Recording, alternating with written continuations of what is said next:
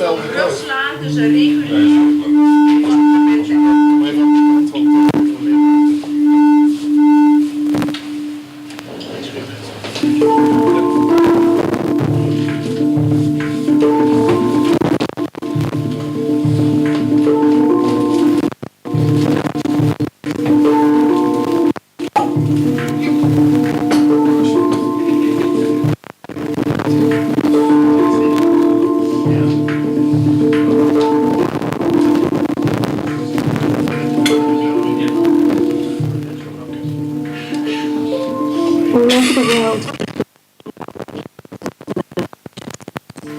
Many people say that they have found it helpful to be in a mental health crisis as part of a painful journey to positive transformation.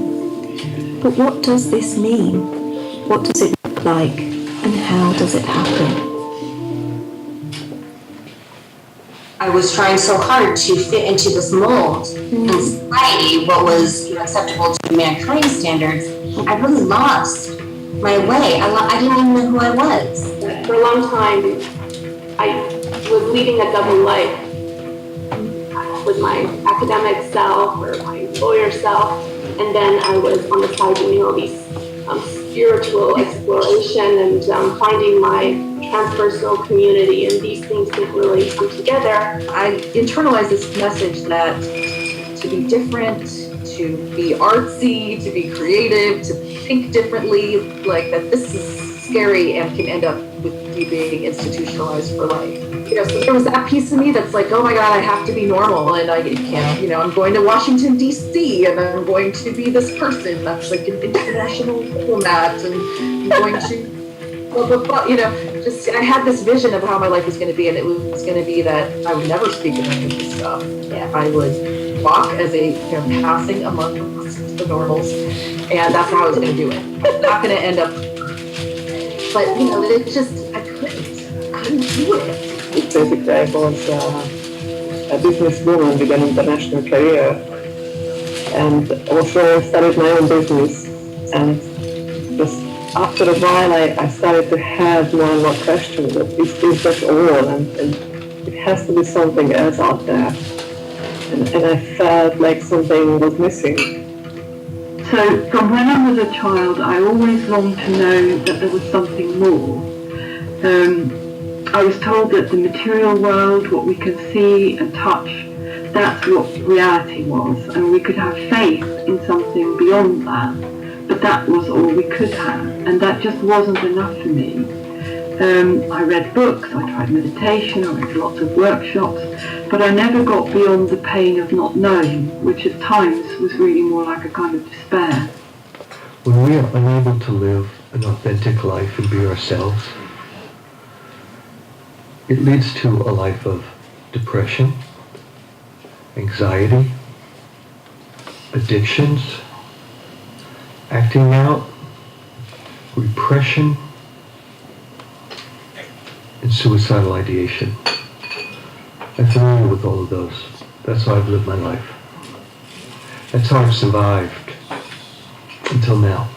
But when I look back on it, the thing that started it all off in that first year where I was deeply, deeply depressed and unhappy, and it was a horrible place, and I would never want to go back to it, but on reflection, in a way, it was the best thing that ever happened to me as well, because it was that process of going through all of that that really helped me find meaning to my life as well, and it just awakened me, literally awakened me to things that I would never have given a time of day to before.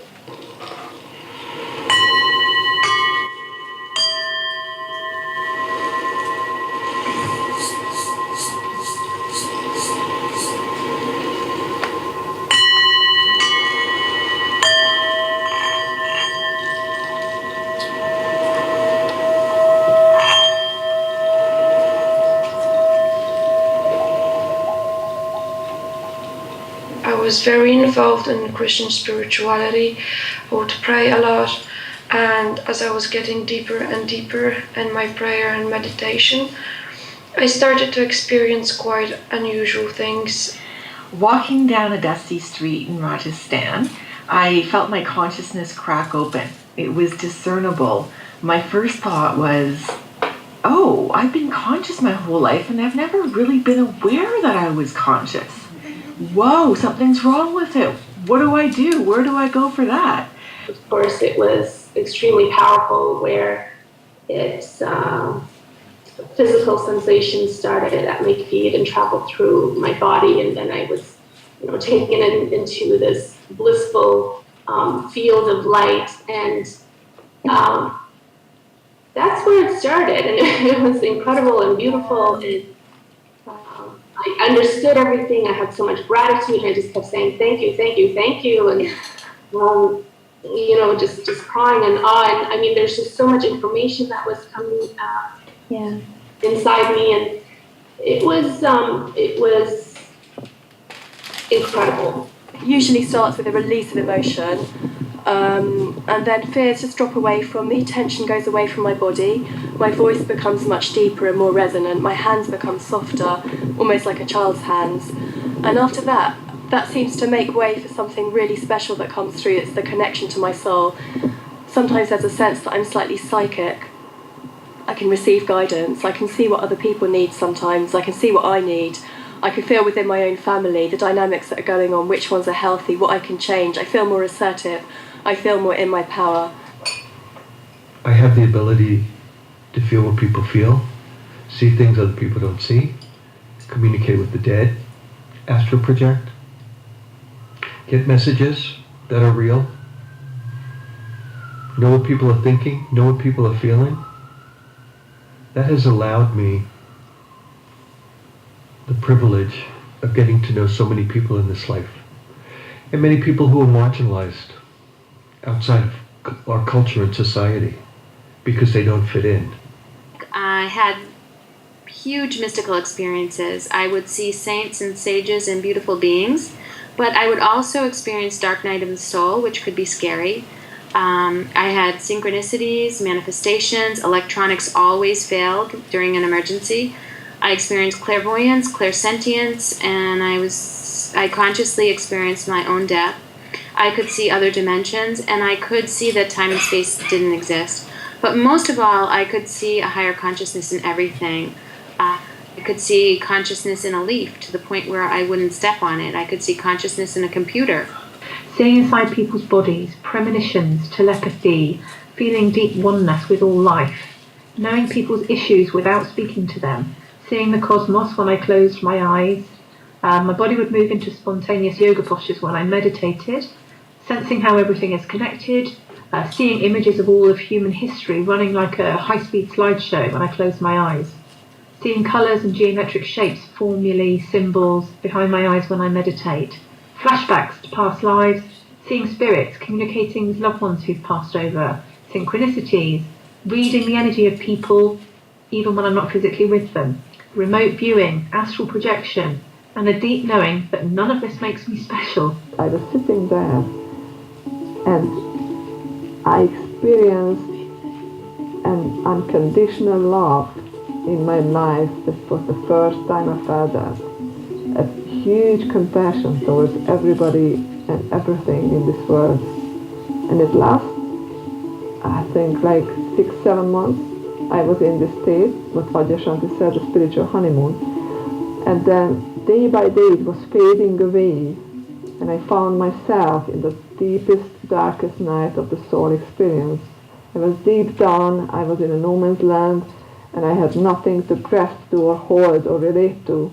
Literally in just one moment, so in this very kind of unstable state, trying to make sense of the world, really just, I had epiphanies of feeling deep interconnectedness with the world, with other people, but at the same time feeling a deep sense of suffering, just really feeling it within my own being, and also an awareness of it in others that I hadn't really had noticed before, just the kind of existential turmoil and suffering that I think we all have to work through.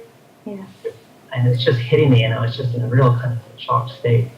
And then suddenly, literally within about a moment, it felt like essentially my whole construct of the world just kind of disintegrated, and I was just having this raw experience of existence, just like all, being bombarded by senses and light waves and sound waves, but not seeing beyond the constructs of all of that, just kind of having a very raw experience of the world. And it was at once extremely amazing and wonderful and also absolutely terrifying, kind of all together, all wrapped up.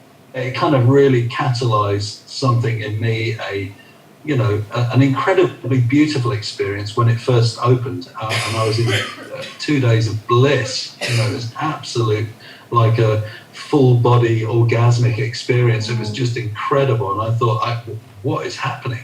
In fact, it was probably getting to the point where it got too intense, but then it was just like, wow. Everything looked sacred, people looked sacred, I was full of love, and it was an amazing experience. Then it started to slip down, and I've always questioned, well, that's what took me on a journey of self-awareness and discovery after I got through the experience, because it's a little bit like, I'll say a little bit like my ego is quite fragile, and when you have a powerful experience like that, it couldn't hold it. I mean, I was hanging on for a couple of years, best part of 2 years to get through that process, with just all my repressed shadow experiences coming up, really quite horrible impulses, violent thoughts, extreme emotions, panic, all flooding up, and I had no sense of how to get through it. There were times I felt so shattered that I thought I would never work again. I felt like an amoeba on the floor, like I had no boundaries left. I felt like a leaf in a hurricane. I just had no orientation in space and time, and my reality had shifted. I was vulnerable, I was helpless, and I thought, am I dying? Am I going crazy? All of a sudden I heard a voice, and I turned around thinking somebody must have just said that, but I was on a deserted beach in, a very cold spring. So I was mystified, but the voice that I heard said, become a healer. And so immediately I knew what that meant. It meant that I was a reincarnation of Buddha. And right away after that, I had another flash that I was also a reincarnation of Christ. And this is very, very, very naive, but it reflects my level of understanding of the nature of religion at that point in time for me. In my mind, Buddha had created a religion for the East, and Christ had created a religion for the West. And I was going to create my new mission as a reincarnation of them was to create a new religion that would be global. And it wouldn't be long before people would recognize kind of like this new religion and me as like a messiah for this new religion.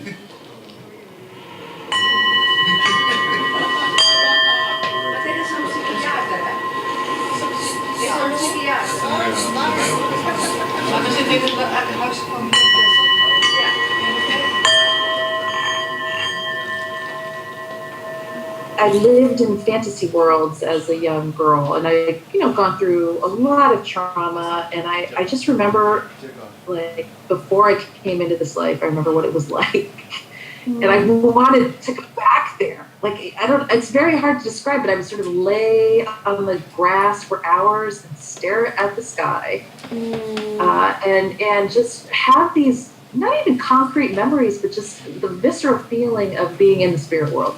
And the beauty of that. I was like, what am I doing here in this reality, this body? And why? For me, it started with a car accident when I was 21, so several years ago now. And it was also the first time I'd experienced a dissociative state.